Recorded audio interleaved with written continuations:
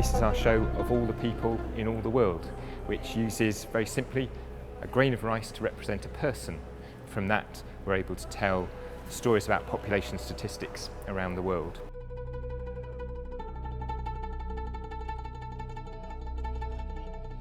In order to work out how many people I shared the planet with, I knew I'd have to try and find a lot of very small objects that are of a consistent size and are cheap and don't roll around when you put them down.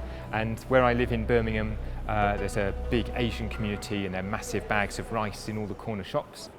And after my calculations, I found out that in order to see the whole world's population represented in rice, at the time, 10 years ago, we needed 104 tonnes of the stuff. This is all Australian grown rice that we're using, and the statistics we're showing today are mostly focused around Australia and countries from the GMT+8 time zone. So the biggest pile in the room is the world's population as it stood in 1770, which is about 2/3 of the population that China currently has. Over here we've got the population of Australia, the population of Perth. Here we've got the population of Shanghai, that is very close to the population of Australia. People are often concerned about us using food products, so we put in this pile, which is about the amount of food that's wasted in China each day, and each grain represents somebody who could live on the food waste in China.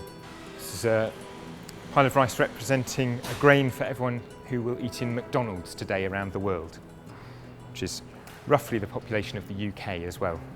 Over here we've got all the refugees in the world and all the world's millionaires.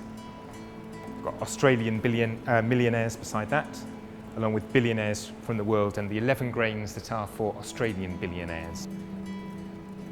All the world's prisoners in Australia, barristers in Australia, those who got divorced in Australia in 2011, but more optimistically, the larger pile of people who got married in Australia that year.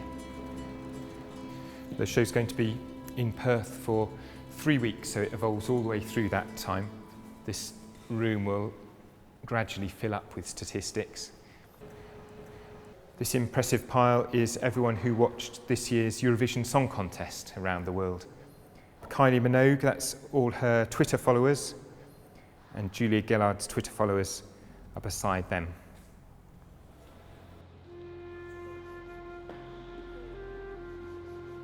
The more upsetting and worrying statistics in the show are around health and disease.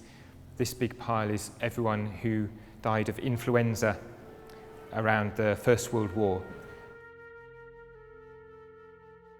And set aside that are the people who died in the world from the swine flu virus.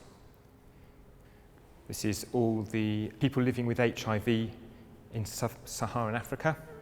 We're just about to show how many of those are receiving retroviral treatments. We're going to do a whole sequence about immunisation as well.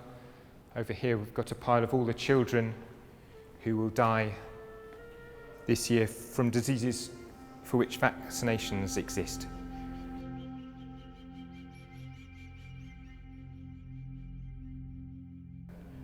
A shocking and upsetting statistic, we're also going to show the big efforts that are going on to get everyone vaccinated.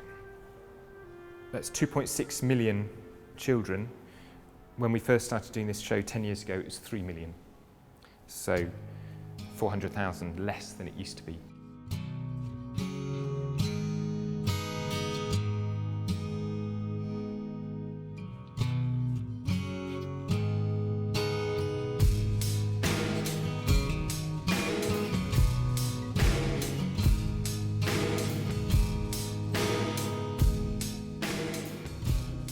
For me, the main thing about us being a theatre company doing this show is that the Rice tells stories. And there are beginnings, middles, ends, there's setups and punchlines, there's tension and release. So it's a dramatic form, albeit very, very slow moving in Rice.